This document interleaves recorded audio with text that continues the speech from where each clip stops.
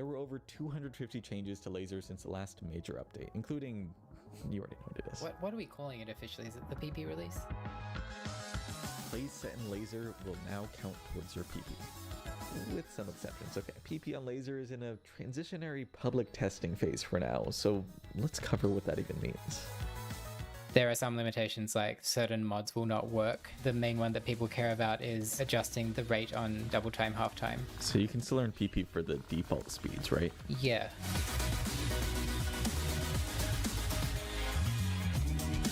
Also, Lazer has had a lot of PP changes merged in, and they are now live for this release we're doing, which means that the PP values don't actually match stable PP. You know, you could get a higher or lower PP value in Lazer than unstable. After we get things online, the next steps would be to switch off the old PP processor and have all scores, even stable scores, be handled by the new one. Just to be clear, you can still play and earn PP on the stable build of OS. Today's update just brings PP online for Lazer 2 and imports your stable scores to Lazer's database. But scores aren't fully synced between the two clients. If you set a score in stable, it'll show up in Lazer.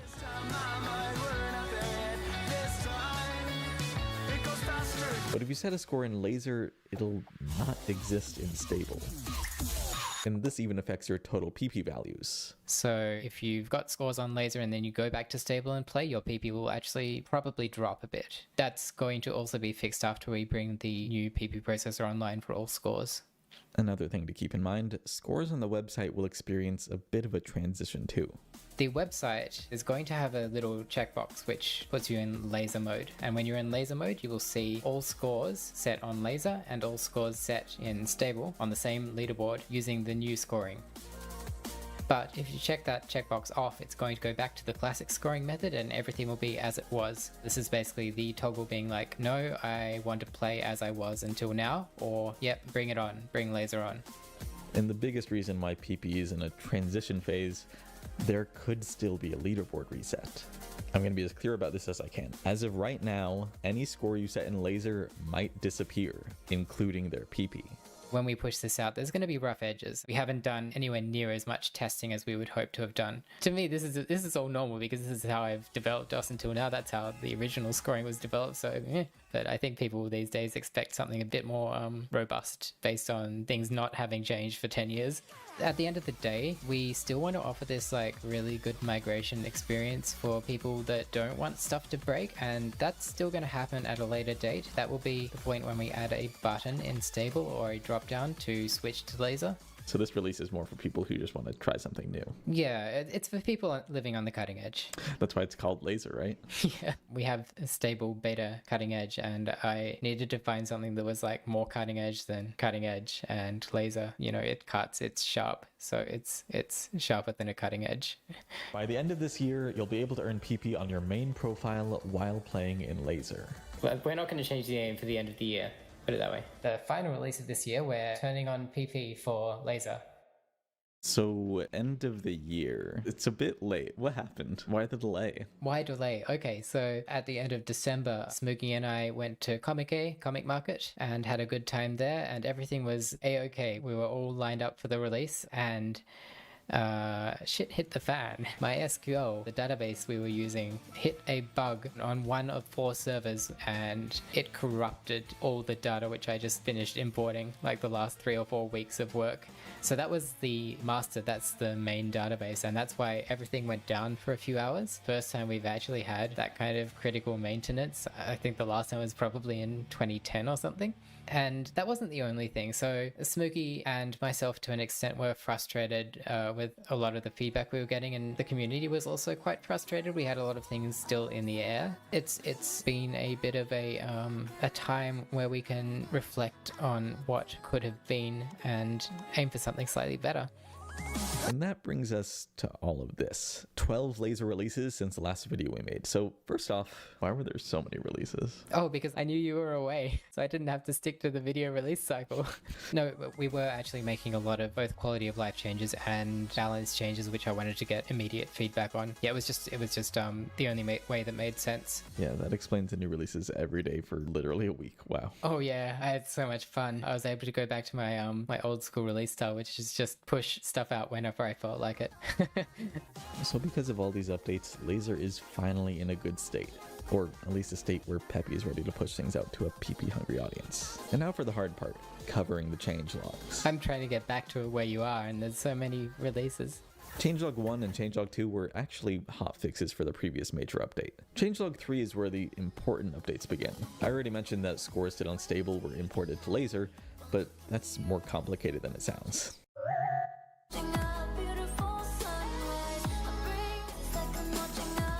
There's no slider head accuracy in stable, so stable scores generally have higher accuracy than laser scores. Comparing 2 scores directly like this feels unfair, so stable scores are marked with the classic mod. This mod recreates stable gameplay mechanics in laser, including the removal of slider head accuracy, at a cost. The classic mod now has a 0.96 score multiplier. And that means that all scores set in stable are going to be slightly devalued on the new leaderboards. Multipliers are done in such a way that we can change this at a later point. People have suggested making it dynamic per beat map based on how many sliders are in the beat map and how much extra difficulty is added, but it's all a bit too much and we're already dealing with way too many factors, so yep. How did you decide on 0.96 anyway? That was just a community vote. Somewhere between 0.9 and 0.98, and 0.96 was the agreed upon number. The only disagreed one is Mania and probably Tycho Cash, but we'll get to that later. This update also started tackling some of the absurd amount of feedback that developers were now receiving about laser, starting with Relax mod players. They wanted to combine the Relax and Perfect mods, but because Relax didn't allow failing, this combination was blocked. So now Relax players can fail, and that was resolved. Stable players trying out laser for the first time complained a lot about having to switch tabs to see both leaderboards and map info, so this info box was temporarily added to satisfy them.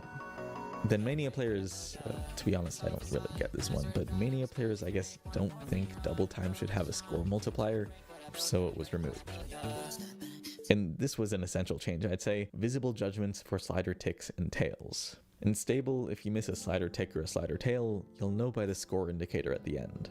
Laser has slider head accuracy though, so you see the score indicator at the head. Then for ticks and tails, there would be nothing, even if you missed. As of this update though, there's tiny icons for missing either of these.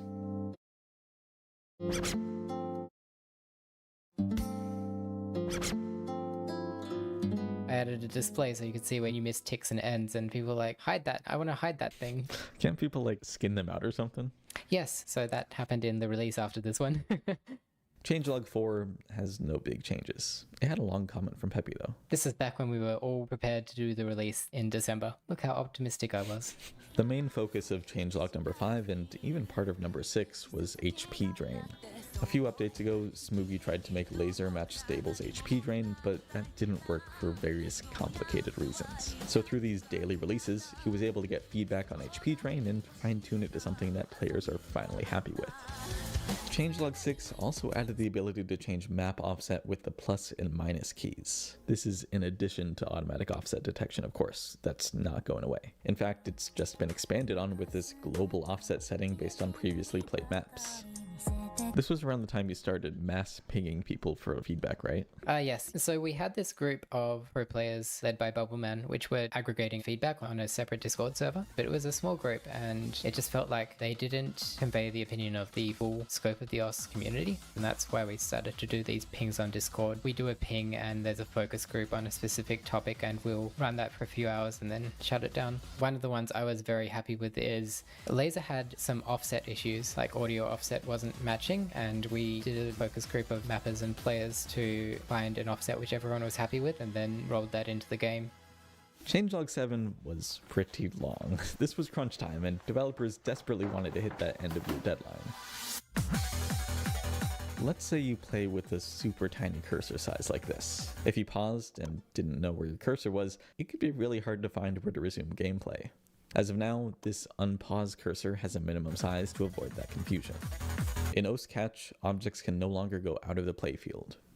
Now you can right-click on any user panel to spectate, and the editor waveform was adjusted by exactly 20 milliseconds. It was just wrong.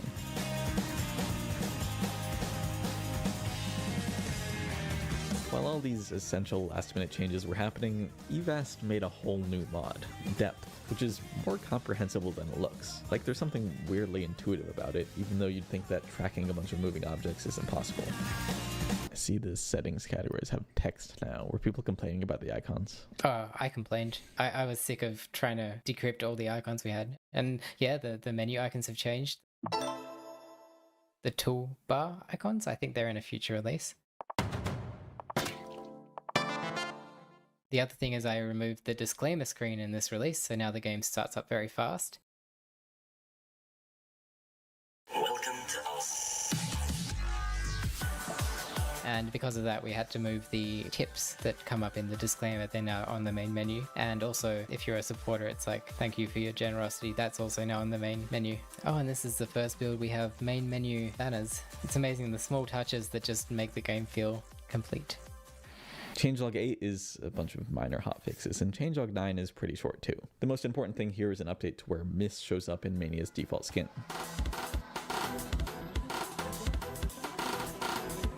Skip forward another 2 weeks and we have changelog number 10. This was the first release of the new year, so at this point developers already decided to take their time with the PP release. And that's a good thing, because if they went ahead with an earlier PP release, there might have already been a leaderboard reset to account for this change to slider tail score.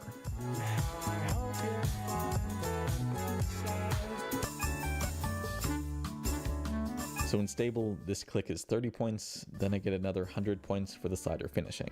130 total.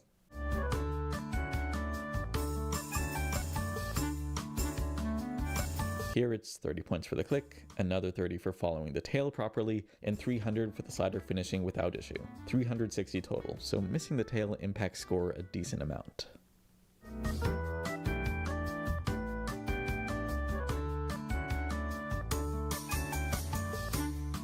Because of slider head accuracy, this click is worth 300. Missing the tail then gives no points, so this is 300 total.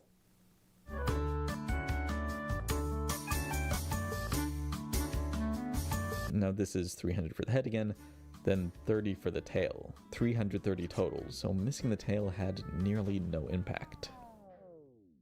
After this update, the tail was 150. 450 total, so missing the tail actually makes a decent difference on your score, just like it did in stable.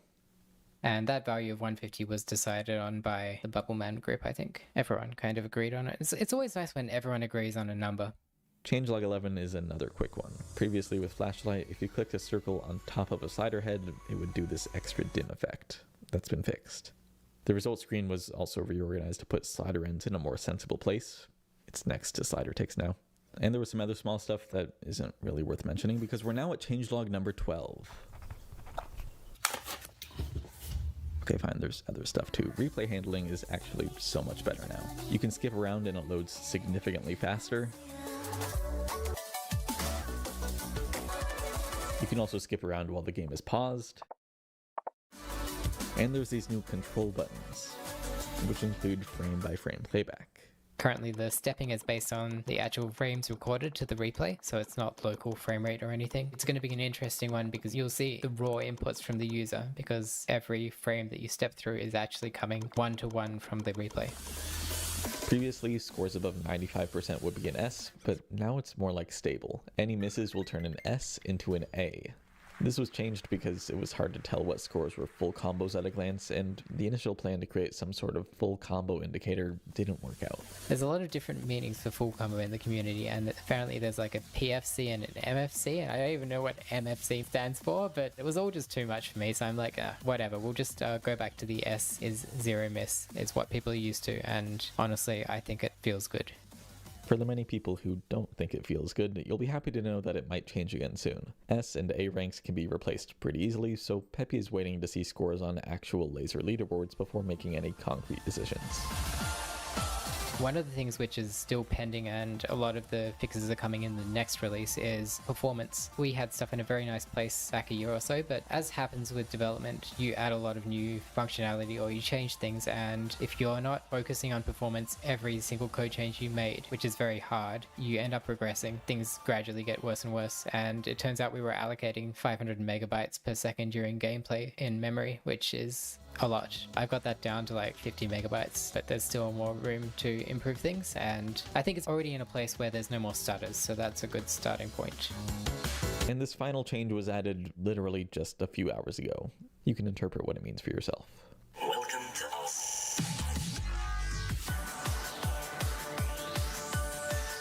We have a lot of things we want to see happen, like new things, new multiplayer systems, new hit objects. This stuff I'm hoping we can start to see happen this year as we finally get the scoring, get the PP, get the base systems in a good place. But there's still going to be several months of work to tidy things up and just add that final polish. There's a lot of work to still be done. There's way too much work to be done.